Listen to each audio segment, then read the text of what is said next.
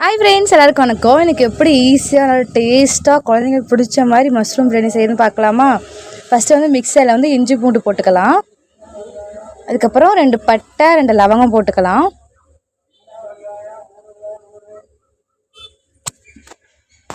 நல்லா பேஸ்ட்டாக தண்ணி ஊற்றி அரைச்சி எடுத்துக்கோங்க. அதுக்கப்புறம் பேன் வச்சு அதில் 6 டீஸ்பூன் ஆயில் ஊற்றிக்கலாம்.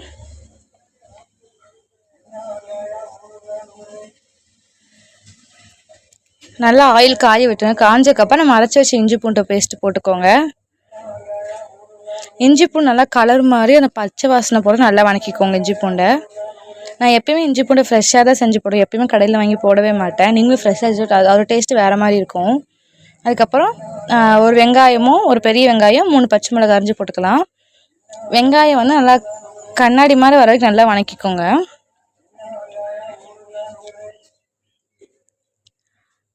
வெங்காயம் நல்லா வணங்க விட்டுருங்க.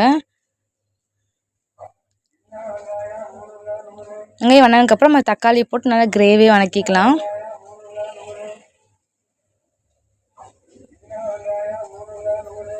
நான் 3 தக்காளி ஒரே மாதிரி சைஸ் போட்டிருக்கேன். உங்களுக்கு எத்தவமோ அது மாதிரி போட்டுக்கோங்க. நல்லா வணக்கி விட்டுடலாம். அதுக்கப்புறம் நான் மஷ்ரூம் போட்டுக்கிட்டேன்.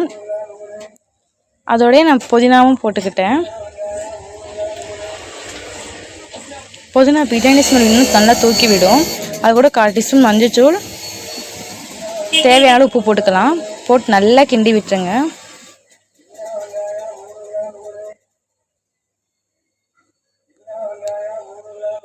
போட்டு கிண்டினதுக்கப்புறம் 1/4 டீஸ்பூன் மிளகாத்தூள், 1/4 டீஸ்பூன் மல்லித்தூள் போட்டு நல்லா கிண்டி விட்டுருங்க. நான் தண்ணி ஊற்ற வேலை அந்த மஷ்ரூம்லேருந்து தண்ணி பிரிஞ்சு வந்திருக்கு, நல்லா உங்களுக்கு தெரியும்.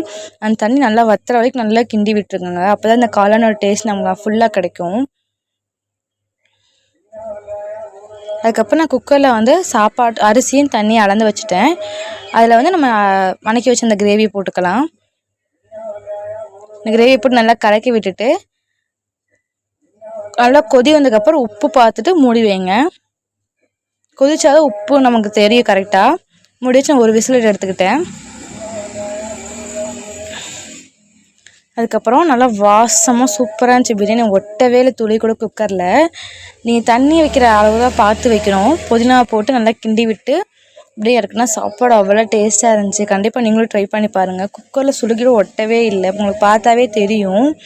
அப்படியே சாப்பாடு அவ்வளோ டேஸ்ட்டாக. பிரியாணி நான் பாஸ்மதி ரைஸ் போடல, பட் அந்த மாதிரி அரிசி நான் நீளமாக இருந்துச்சு. ஓகே ஃப்ரெண்ட்ஸ், கண்டிப்பாக நீங்களும் ட்ரை பண்ணி பாருங்கள். ரொம்ப ரொம்ப ஈஸியான ரெசிபி. ஓகே ஃப்ரெண்ட்ஸ், பாய்.